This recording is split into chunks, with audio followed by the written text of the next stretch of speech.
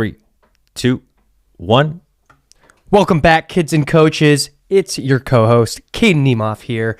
And today we have a very, very fun podcast for you guys. But first, let me introduce you to our lovely host, Jordan Briones. Yo, everybody. What's going on? Welcome to the Briones Pickleball Podcast. Caden, what's up, man? Not much, man. I got a haircut, and I'm a little concerned that Carlos gave me possibly one side a little longer than the other. But, hair grows, so I'll just have to deal with it. Plus, I wear a hat 24/7, 25/8. Hey. So, Hey, sometimes even barbers can get it wrong, you know? I feel like the percentages are higher that they get it wrong than it is if they get it right. Oh, really? Is that your experience? For the most part, yes. Okay. I feel like I've gotten more bad haircuts in my life than good. Oh, well, you need a new place, bro. You need a new place. No, Carlos is my boy. He's done a great job in previous past. I'm just a little concerned that he made one side longer than the other. Hey, it happens, man. I just can't tell. Which side's longer? I don't know. I think This side's longer. My right side is always freaking longer, man. Hey, man. Hey, sometimes, my right arm's a little bit longer. But anyways, Okay. welcome back, everybody. We have a lot to get to today. Actually, it might be on the shorter side, so listen in, okay? Woo-hoo. Listen in to the whole pod here. We're gonna obviously go through our pickleball tips. We have some good ones for you, and we have a little exciting wrap up. We're gonna let you guys know about what we just wrapped up this week. Really fun event, and also, towards the end of this podcast, we are going to be going over kind of our paddle setup. I know, for you nerds out there and those people out there that love to, that love that kind of stuff. We're gonna kind of go through that. Paddles, baby. So there you go, man. Love it. What do we got? Just really quick, shout out to our sponsors. Thank you, Selkirk, for all you do. I'm gonna show you some Selkirk paddles later that I'm currently using, and that's about it for me, Caden. Sick. Thank you, Yola. Best paddles in pickleball. But One of. thank you, Avalon. Thank you, LA Gear, Bodie Grips, Slice Caps. Wow, lots Bang, of bang, baby. Lots of sponsors there, huh? I'm big time. Whatever. No big deal. All right. Thank you for that. Obviously, sponsors on the show. We could not do it without you. And speaking of that, we're going to get right into our big event, Caden. Woo! We just finished up. Sorry, that was probably loud. We just finished up our 5-day intensive. And this group, I'm telling you what, it was intense. It was. Dude, I'll tell you what. I really had to, I had to rest like a day and a half after, bro. I was pretty spent after these 5 days. You know what I mean? Yeah, you deserve it too. I mean, I honestly, I planned on doing that, and that didn't end up happening. I'm pretty sure actually the day we finished, I ended up drilling with Augie after, and then we went and saw Transformers 1. If you consider that as a relaxation. Hey, how was it? It was good. It was a great little movie date. We shared a popcorn. Very romantic. Wow, nice. Augie would agree for sure. Okay. We didn't hold hands. It was, we're still a little nervous, but shared a popcorn, Hey, you know what? You gotta start somewhere. But on the 5-day, we had a blast, absolute capital B blast. Here's the BLAST blast. Here's a group here. Just shout out to everybody, okay? Whole gang. Shout out to everyone here who made it here. Great group. As you can see here, if you're not watching this, all guys except one. So shout out to Lauren, all the way from New York. Yeah. Lauren, she was a beast, and everyone in this group, one of the best groups that we've had. Yeah, no kidding. Bar none. It was just awesome. Awesome time, Caden. Jordan, I think I'm half an inch taller than you. I think we're the same height, bro. But we'll see. We'll have to. Maybe we compare before we sign off. Maybe. But 5-day. That group in particular, kind of 4-2-5 to that 4-5 range, and the competition was high. Oh yeah. It was really fun games. We had an absolute blast working with each of each and every one of you. And if we're in that and you're watching this, we got to shout out really quick to, hold on here. We got to shout out really quick to Mr. Thomas. Yup. And Mr. Kevin. Yeah. Look at my fit, bro. I'm fitted. Wow, look at that. Thanks, Mom, for teaching me how to dress. Yeah, I don't know. I have to see about that one. But Thomas and Kevin, they beat us. We threw out a little challenge on the last day. Beat the pro. If you beat us in 3 points in a row, they got it done. Yeah. And they wanted. I was gonna give them a little prize. I had a prize set, but they just wanted a shout out for the pod. So Thomas, Kevin, there's your shout out. Yeah, Mr. Free Points. Over there. Oh man, Mr. Free Points. But no, again, it was really awesome. Towards the last day, actually, we do this. We run a round robin tournament, and we help coach the players. And as we run these 5-day intensives, kid, and we get to know each and every one of them and get to know their games. And we do a little award ceremony. Yeah. There's the crew there, kind of from all over. I mean, from Canada, Redding, California, all the way from New York, stretches out everywhere. Yep. If you are interested in joining a 5-day intensive, we would... Well, wait, actually, go back to that photo real quick. Oh, sure. Yep. So, really quickly, just want to point this out because they're awesome. In the middle, in the blue there with the Paddle Tech paddle, he was our round robin tournament winner. Yeah. So, congratulations, Brian. And then the guy on his right is Dave. He won second place. And then Lauren came in third. And then in the red shirt there, closer to Jordan, that's Kevin, and he won Best Partner Award. Let's go, Kevin. Yep. And then Brooks in the blue with Jordan's hand on his shoulder right there. That would be our most improved. Yeah. And so this was a great group. I had a ton of fun. I was absolutely toast after this. I'm pretty sure my mind is still fried from it, but yeah, we're living. We're alive. We are living. And again, if you would like to join our quick announcement too on our 5-day intensives, we have 2 planned. Check the link in the description below. Fill out that form. We would love to see you on the court. But again, these are very, very exclusive. And Kaden and I really put a lot of time into this. Just 2 dates. And effort. Yeah, 2 dates really quick. I just want to make you aware.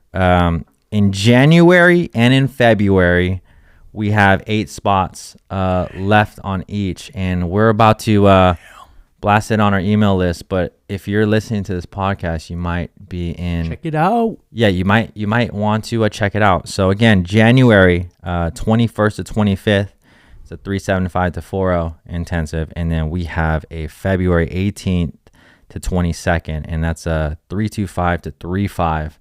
So we do this on all levels, Kaden. And one of the things that we do is I view everyone's footage.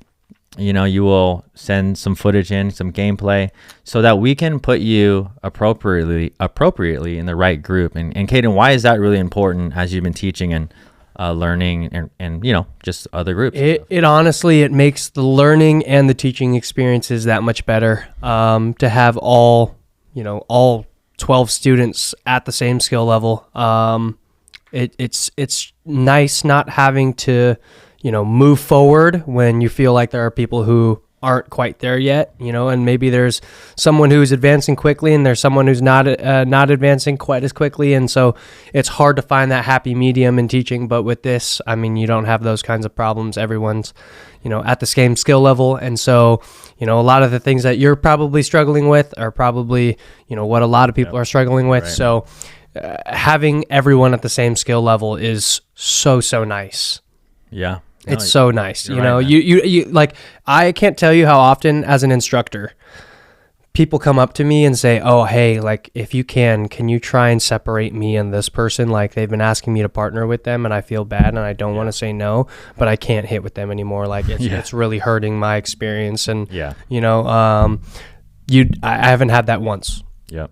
Since teaching these 5 days. Yeah, we really curate these students, all from all kind of ages and different walks of life. But one thing that they share in common is their goal to really improve, and also within a certain range of levels. So it's just super awesome. Well, and give yourself a round of applause because you organize all of that. So thank you, bro. Congrats, bro. You're doing great. Thank you. All right. So again, we have some January and February intensives coming up. Click the link below. You also have a January birthday coming up. And January birthday coming up. But do you even know whose? Yeah, I'm gonna let you know. Stay tuned to the end of the podcast. We'll let you know. But yeah, click the link in the description if you want to get in one of those dates. We'd love to see you. Hell yeah. That is that. Speaking of intensives, though, we're going to hop right into our pickleball tip of the day. Yeah. And actually kind of coming out of that 5-day intensive, Caden, we pretty much we have 5 days to cover as much as possible. Yep. And in a group like that, 4-0 plus, some, obviously some really close or at that 4-5, all their aspirations there is to move up. So whatever level they're in, they're trying to get the 5-0. Yeah. And I want to kind of mention, I'm going to give my tip of the day first. Wait, you can't give your tip of the day until you play the song. Oh, wait, do we have a tip of the day song? Yeah. Wait, Caden, we have a tip of the day song? Yeah. Really? I'm pretty sure. Huh. It goes something like... Tip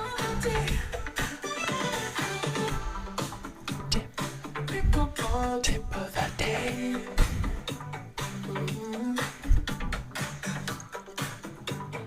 Pickleball tip of the day.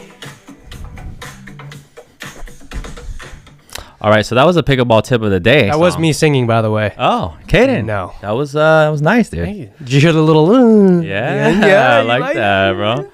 Yeah, bro, don't worry. So that was, all right. Speaking of the pickleball tip of the day, I do want to share with all of you, though, something that, again, we worked on so many things, counters, speed ups, and at any level, right, Caden, there's a lot to do, but, I'm just going to pick one thing. Go ahead. Because, there's a lot. There was a lot. There's a lot to go through. Even at that 4-2-5, 4-5 range, we still caught a lot of bad habits. Yeah, and this one may not, apply to everyone in that group, but this is why I picked this tip of the day, okay? Mm-hmm. It can always improve, okay? No matter what level you're at, this can only always improve, and make sure you stay tuned.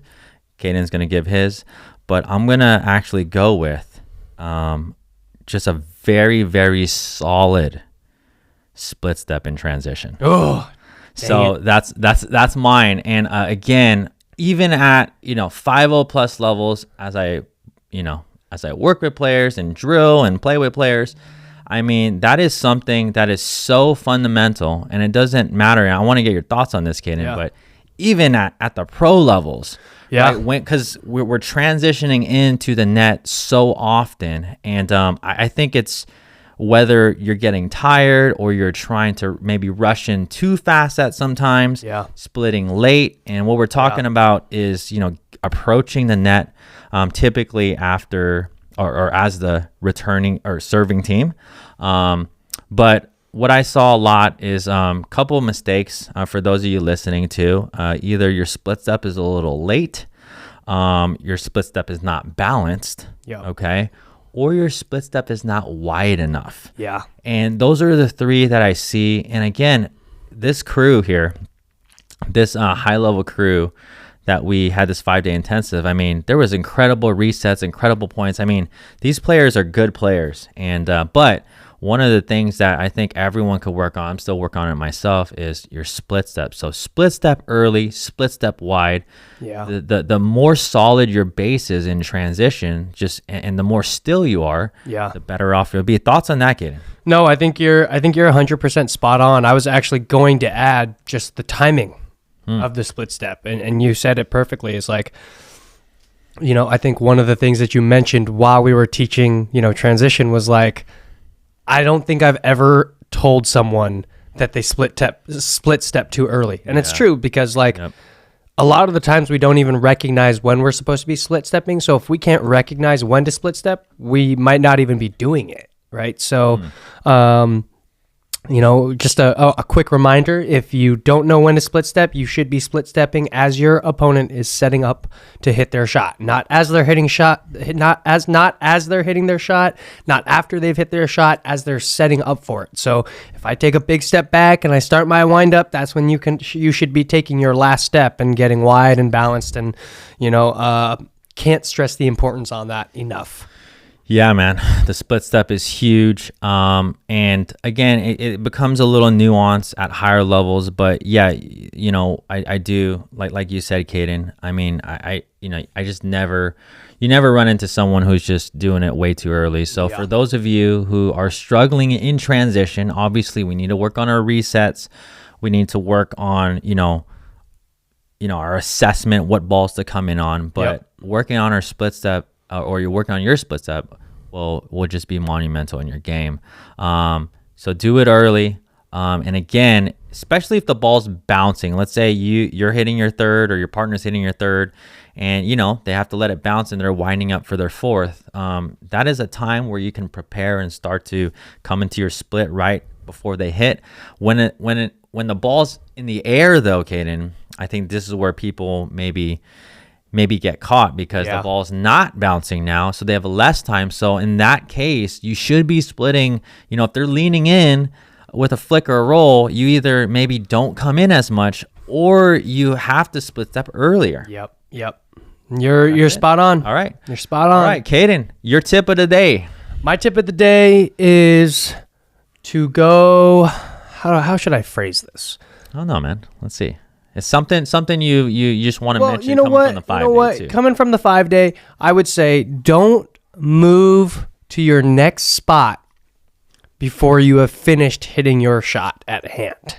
I think one of the biggest things that I saw in the 5-day was probably just a lot of like going from point A to B and kind of mushing it together. You know what I mean? Yeah.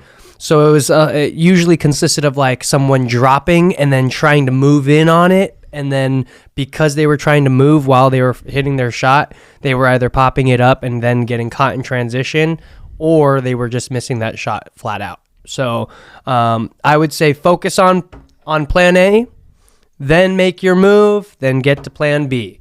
Don't try and, take A and B and mush them together and make a smoothie out of it, Focus on each shot at hand and make your progress and do what you need to do from there.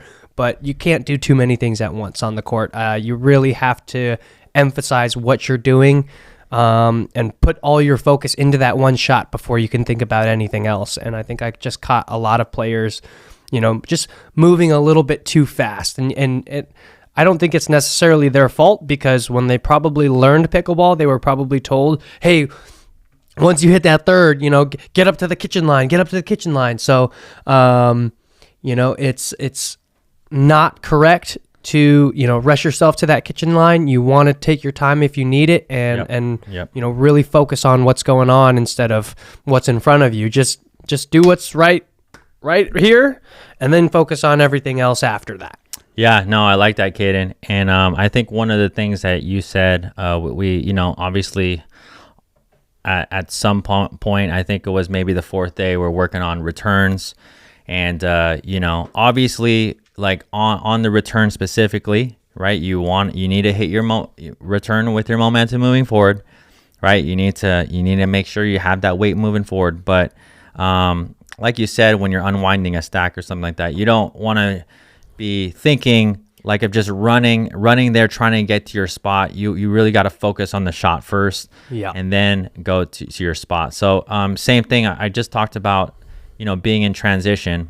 This can happen too, and I saw this as well. It's like maybe you hit a third, you're in the transition zone, and you're hitting your fifth, and you're thinking while you're hitting your fifth, oh, I got to get right up to the line. So you kind of don't split, and you're still moving through your fifth. Yeah, and those are the things that we're talking about here. Balance and stability, focusing on the shot that is currently at hand, and then quickly moving to the next spot. So good, man. 1000%. Good.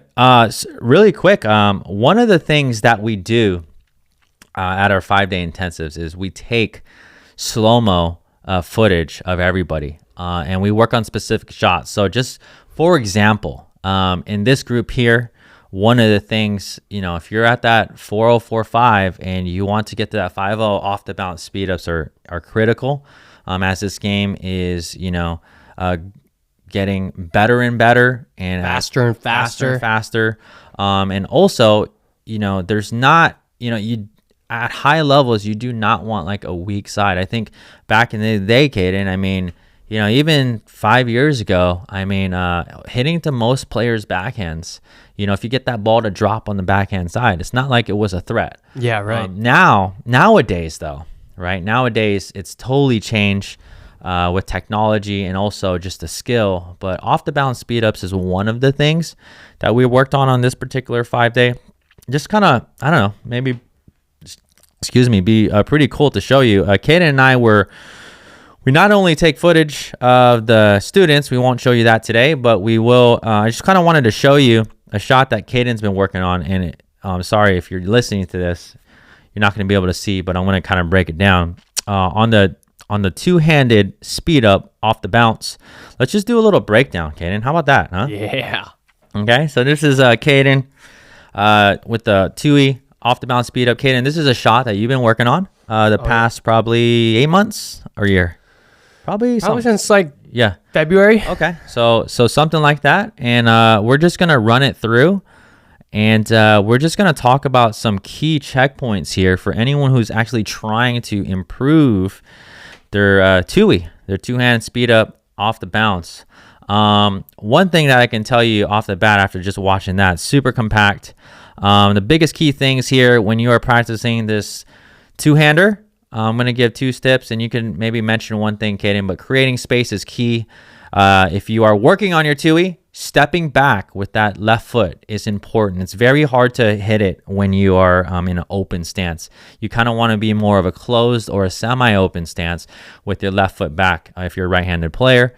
Dropping that paddle, tip down, that head down, and then really brushing up on the ball. And if you can see this, if you're watching, finishing somewhere over your right shoulder, super compact, really key. And you obviously are aiming really close to the net because, that's what we're trying to do. We're trying to get that contact point on the other side really low. Any tips verbally for listeners, Caden, on the two-handed backhand off the bounce speed up? Yeah, I think one of the biggest things that I see a lot too, and pause it right now.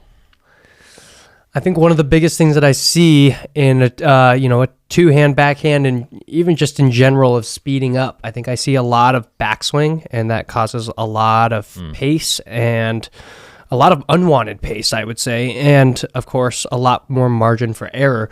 So if you watch kind of my backswing, yes, my paddle does come back with me as my weight kind of goes back, but I don't let it go past my back leg. And I think that's really important. Like when we're this close to the net and we're swinging with velocity and speed, we don't need to take the biggest backswing in the world to get that power and that pace, right? So, using my legs, using my core, and then, even as I'm lifting my shoulders, kind of trying to get my hips a little bit involved too. That one, I didn't use my hips as much as I would like, but these are all things that you kind of have to think about when you're executing this shot, because you don't want it to just be elbows or just your shoulders, right? So really good, Caden, moving your foot back on the off the bounce speed up. The other thing you mentioned, or the other thing I could mention with the backswing, again, from the baseline, right? When you're taking a two-handed drive or something like that, your backswing is going to be way back there because you're going to have a lot of power. You have more court to hit into because you have the net right in front of you, and we got to clear that. And your technique has to be really good. Keeping a minimal backswing here, like you said, it doesn't come past your left foot, is important because that's like the max you're probably going to swing from there. And if we just look at contact here, contact right around that right knee. Okay.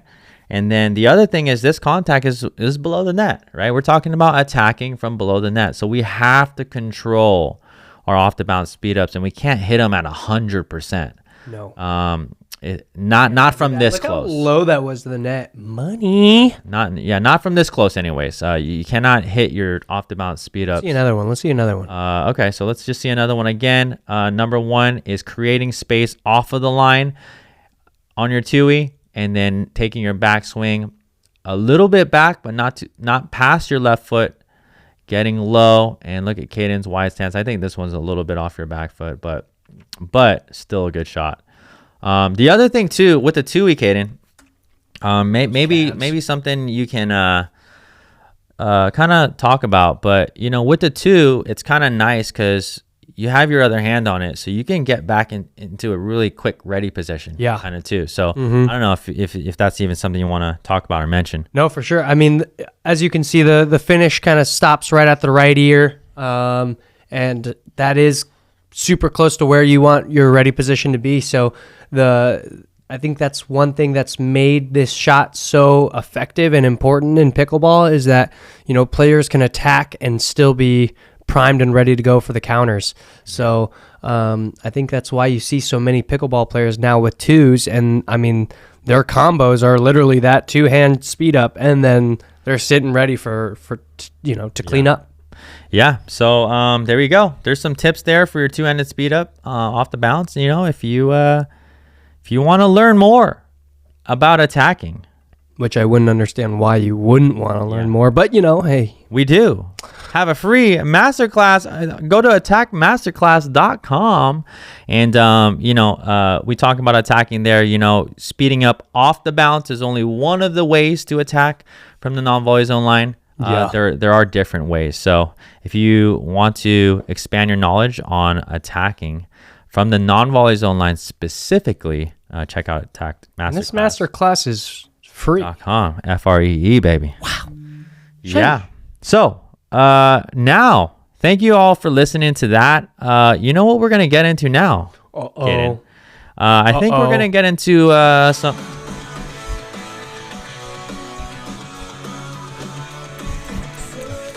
A swerve! A swerve! A swerve! Okay, Serve or Swerve, everybody. That's a good song, man. I'm trying to. We're trying to keep it spicy here, okay? I love it. And our audio is gonna get better. So for those of you, and by the way, Kaden, your voice was probably way really too loud. Really loud for sure. I was belting that. But Serve or Swerve. All right, everyone. Again, this is just fun, okay? We're having some fun times here. You get to know Kaden. You get to know I a little bit better. Some pickleball stuff we're gonna include in here, so it won't be all just random, but we will start that. Okay? All right, here we go. All right. Oh, wait a minute. Can't forget our props. We need the Serve and Swerve paddles. All right. Don't forget, Kaden, which one's which. Ready? Okay. We're gonna start it up here, folks. Here we go. Dip your fries in your shake.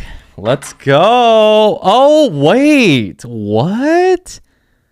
Kaden, wait, what? For real? Okay. To be fair, I've done this before. It's good, but I wouldn't do it if I just bought it myself. Like if I bought ice cream and fries, I'd eat the fries and then I'd eat the ice cream. But I will say, this is just not something I traditionally did ever, growing up. Okay. So Swerve off the bat. I will say, McDonald's fries in an ice cream is pretty magical. Okay, I just traditionally would never do it unless someone bought it and was like, "Yo, try this." I was like, I've tried this, I love it, but I would never do it. Yeah, In-N-Out fries and shakes way better, by the way, than McDonald's. Disagree, bro. Bro, let me ask you this: In-N-Out fries over McDonald's fries, Serve or Swerve? Bro, I love In-N-Out. In-N-Out's like my favorite chain of all time, but I would take McDonald's fries over In-N-Out. Okay. I like In-N-Outs, bro. And you know what? If you don't like In-N-Out's fries, just get them well done. I just like them crispy. So In-N-Out, burger, shake. Let's go. All day of the week. All right. Cheese fries. Wearing the same outfit twice in a row. So basically wearing it the second day. Serve or Swerve. Wait, are you telling me you didn't clean it? You wore it? There's no context, bro. Serve or Swerve. Are you serious, bro? No, I'm just saying I've done it before. No. Like, okay, so context here. If there's like church on Sunday, right? And there's a really nice shirt. I go to church. I like that shirt. And then after that, I play or something. I take that shirt off. Like, I've worn another shirt, the same shirt for a different event the next day without washing it if I only wore it for a couple hours. You know what I mean? Well, when you give me context, yeah, sure, that works. I would do that too. Oh, so you've done that. Yeah, I'm a boy, of course. Okay, all right. I've never worn like the same pair of underwear 2 days in a row. You sure about that? Probably. I probably have. All right. Server Swerve, coffee after 8 a.m. or p.m. I don't even drink. You drink coffee after 8 p.m.? I said I have. Oh. Yeah. That's psycho, bro. If you drink coffee past 8 p.m., and I have friends that do, you're nuts. You literally need to sleep. Hey, yeah, sometimes I got to get work done, you know. That's fair. But it happens. All right. No, thank you. All right, next, Christmas music in July. Let's go, Swerve, baby. To be fair, I literally listened to the Christmas song by Nat King Cole last night. Really? Oh, dude, I love Nat King Cole, dude. That's my guy. Okay. Unforgettable. Oh, let's go, Caden. Uh-oh, Caden's starting to sing, everyone. We need That's what you are. Oh, hey, we might get a copyright, man. Calm down. You're right, my bad. I only sang 2 lines, all right? Choo. All right, Ketchup on your eggs. I'm going to go, bro, thank you. Are we in line, bro? That's nasty, bro. If you hold put on. ketchup on your... my cousin does that. Bro, let's nasty, talk about this. Bro. My wife, Katrina. Oh, my God. Divorce. Bro, I mean... It's borderline, like almost like unbearable, huh? I mean, almost, but I just don't eat. I can't. Did you eat with her, bro? The question is, did you know this before you married her? Nah. No, but you know what? It's not a deal breaker. You know, we just eat in separate rooms because I cannot have ketchup touching my eggs, bro. Dude, if I knew that before I was married to a girl, bye. Just kidding. But you know what I do? No, that's nasty, though, I bro. do like hot sauce on my eggs. I'm okay with that. Yeah, serve all day. Tabasco, some what is the other one? Come on, bro. Cholula. There we go. Yeah. Cholula. Shout out to Cholula. Yeah. Possible sponsorship. Whoever maybe. you are. All right. Next. brushing your teeth in the shower, and let's go serve. Oh, bro. Multitasking, baby. Bro. Women say we can't do it. It's true. Hey. But sometimes we can. Hey, you know what? So on that though, yeah, it's just way easier. I could just spit it down in the drain. Bam. Thank you. Question is, hold on. After you're done brushing your teeth, where does your toothbrush go? I just leave it. I have a place for it. I just leave it in there. Got like a cup or? Yeah, like high. You leave it in there? Yeah, because I brush my teeth there all the time. Yeah. Okay, that's weird as hell. Let's go, bro. That's so weird. But I have done it before, and I do approve of it. All right, this is funny because you walked in slippers, Kaden. Uh-oh. And sandals. Socks and slippers. Hell yeah, baby. That's a nasty combo. You said nasty. Bro, this is so Asian, bro. It's so Asian, bro. Yeah. Like, you would not see someone non-Asian, bro, wearing socks over. That's facts. Is that true? Yeah. But also, to be fair, I primarily wear socks over... Or I wear socks with sandals because I have a really bad sock tan line from Pickleball. Okay. And so, like, hold on. Yeah. There you go. You see that? That's like part of it, but it goes all the way down. So that's why I wear socks with my sandals primarily. But so it's insecurity. Sure, yeah. And that I'm Asian. Okay. All right. Yeah, last 100%. All right. Last one. We're going to get every day. Okay. We're going to get into some pickle ones after this.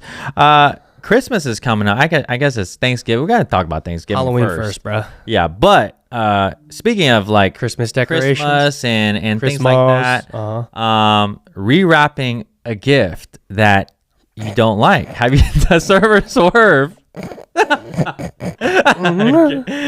Tell me a quick rewrap gift story, or tell me a story of your worst gift, Kaden. You know what? I gotta be honest. When I was a kid, I hated getting clothes for Christmas. Yeah, dude. As a kid, okay. Comment below if you hated getting clothes for Christmas, and for those of you who just are happy that you have just had a Christmas, I guess we're spoiled. Yes, okay, yes, we're spoiled. 100%. I mean, as kids, we wanted toys. We wanted toys for sure. Or So like video games. yeah. So actually, one year I got jeans and underwear from my aunt, and I can't lie to you, I was young, but I did cry to my mother about it, and she did chew me out for it, and I did get in trouble, but I was still upset. I also one year, I had an Xbox 360 as a kid.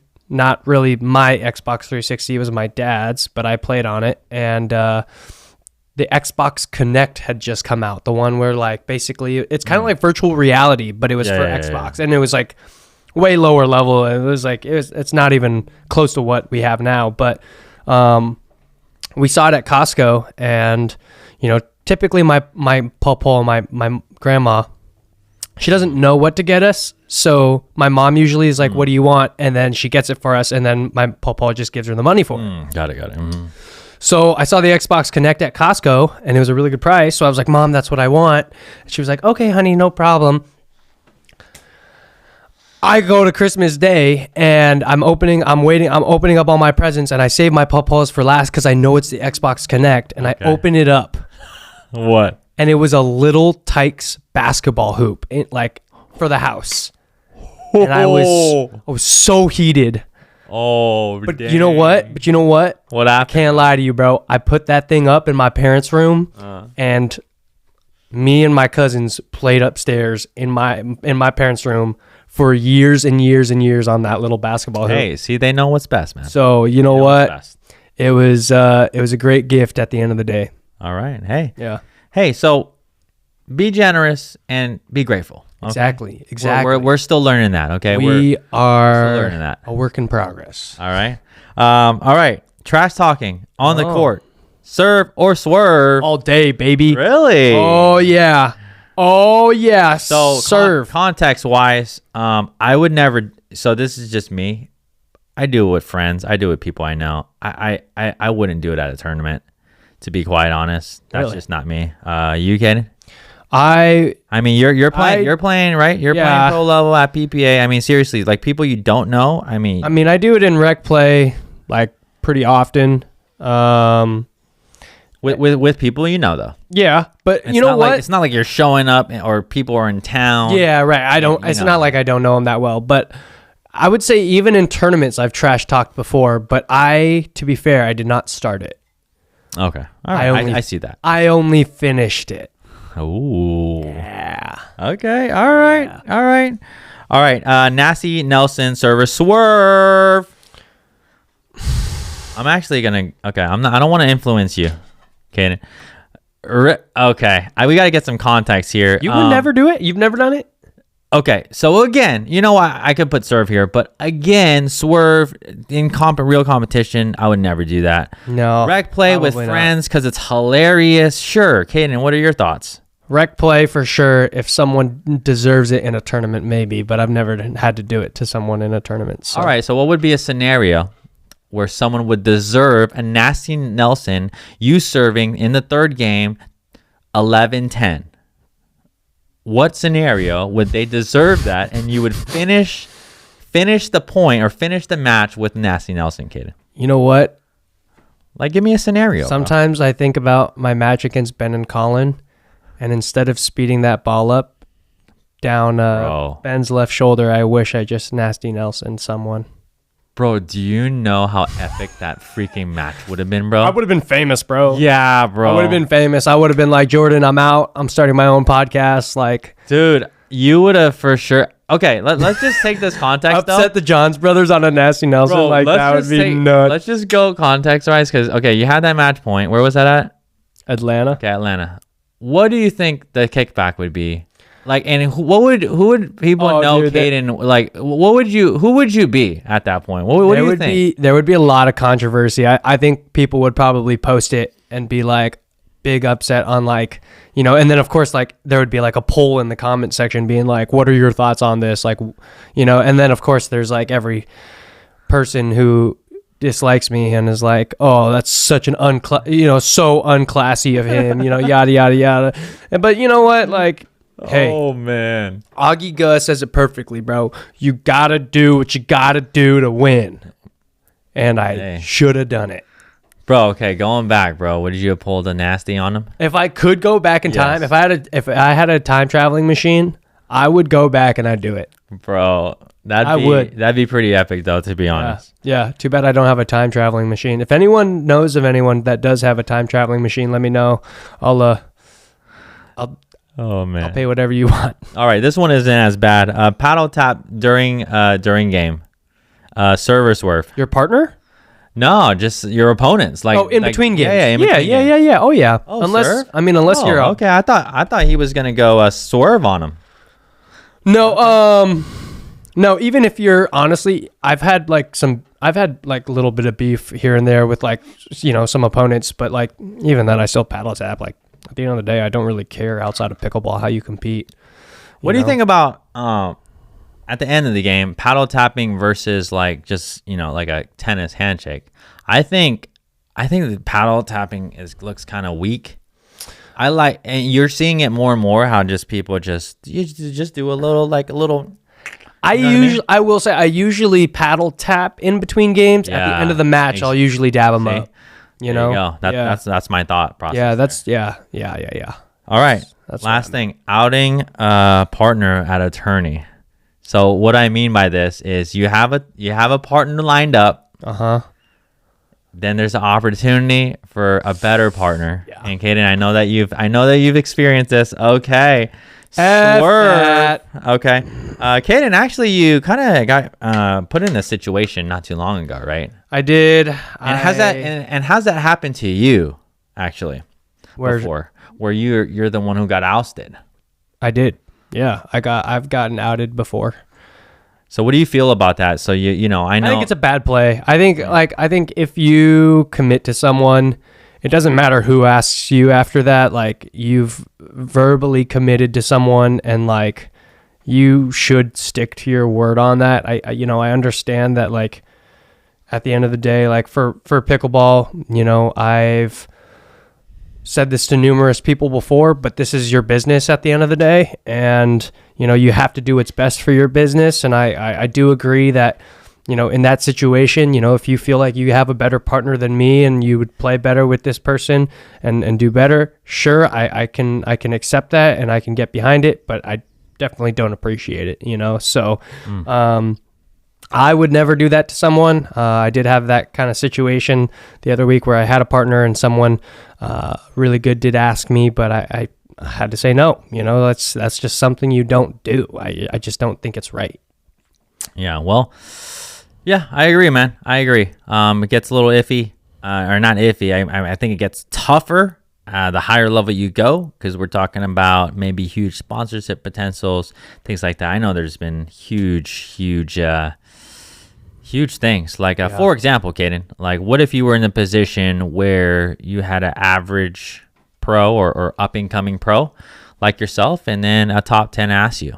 I mean, what would you do? Yeah, man, it's tough. I mean, if I committed to this person now, okay, hold on. Now, okay, does it depend on how far it is? Right.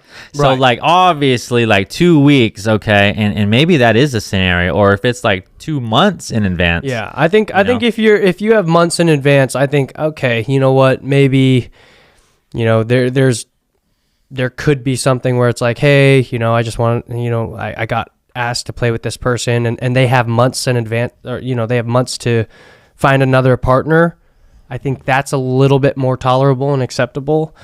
I still don't love it. I don't love it at all.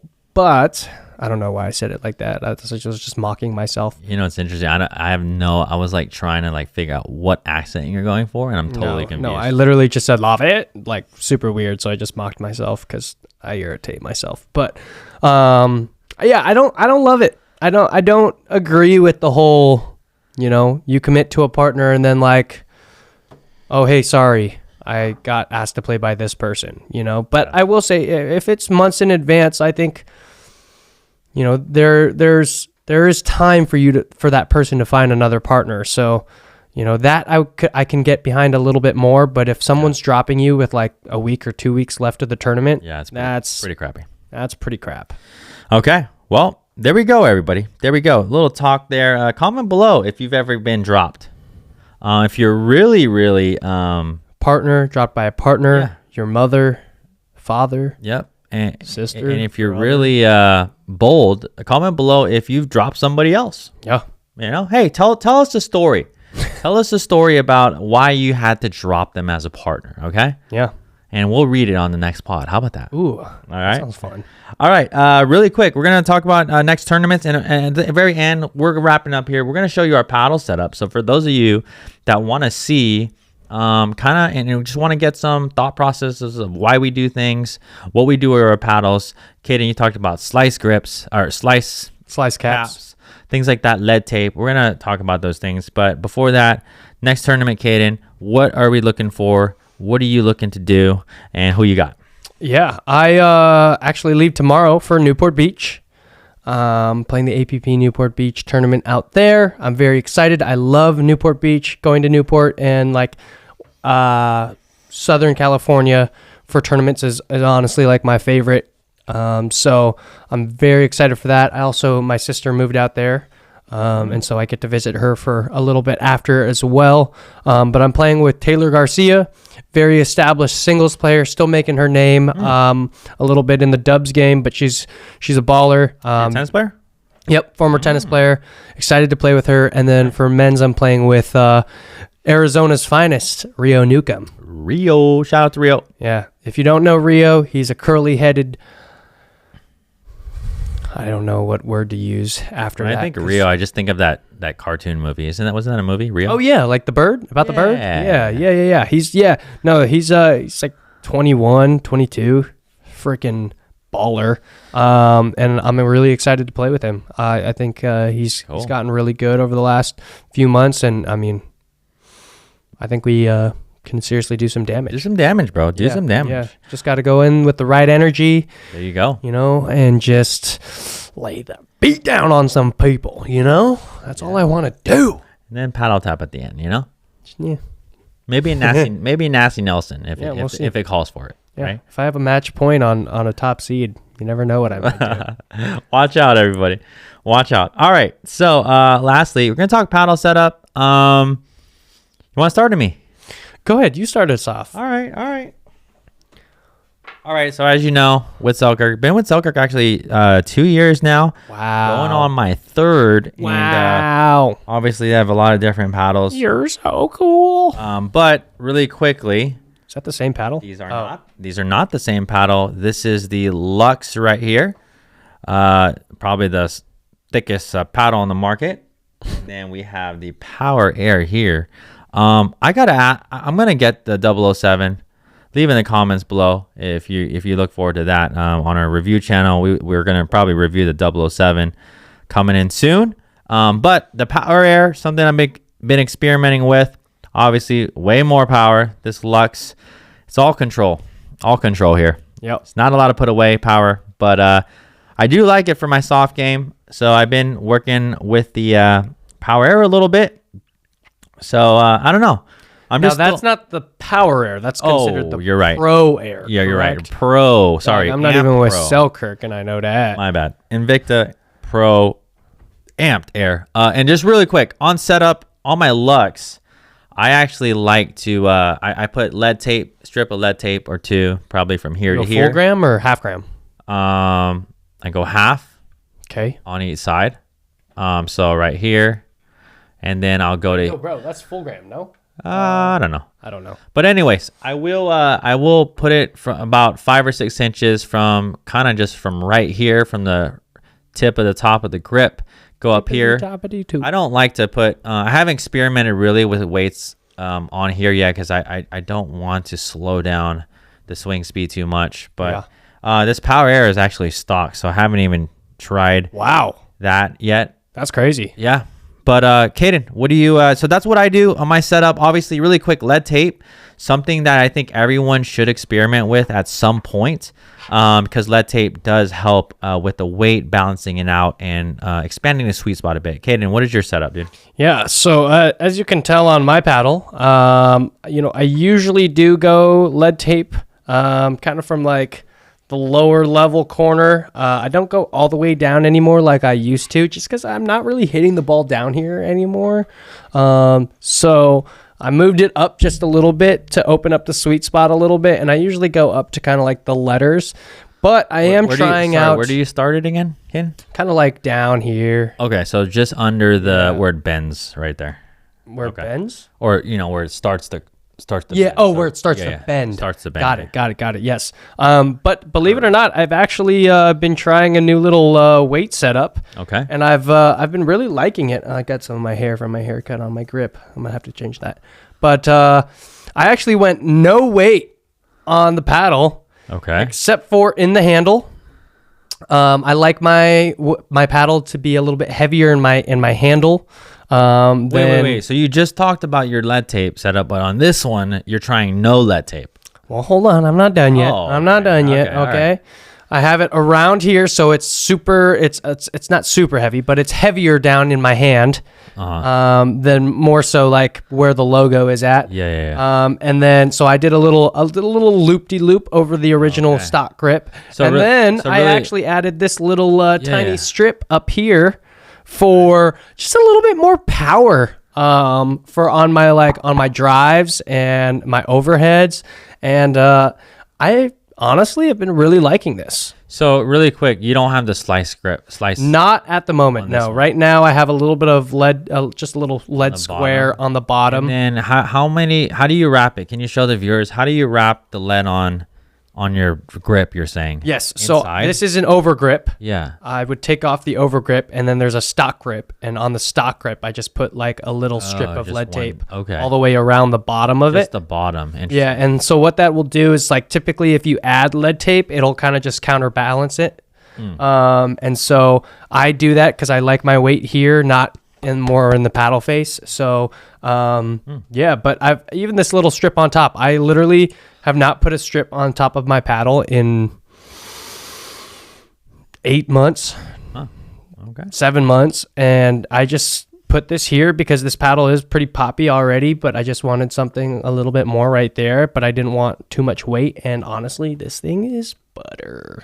Okay. It's so nice. I love it. All right. I love it. So because of everything going on, Caden, that's the what is it? TA15? Is that what it's called? The mod TA15. This is the paddle I do have to use for APP. Yeah, and then when you play the PPAs, you're using the 3S. So there's a back and forth there. There's a little bit of back and forth. It's a little unfortunate, but at least it's the same paddle technology. So okay. Well, there goes Caden's paddle setup. Again, we'll give you an update. We're always experimenting as we're trying to get the best out of our paddles.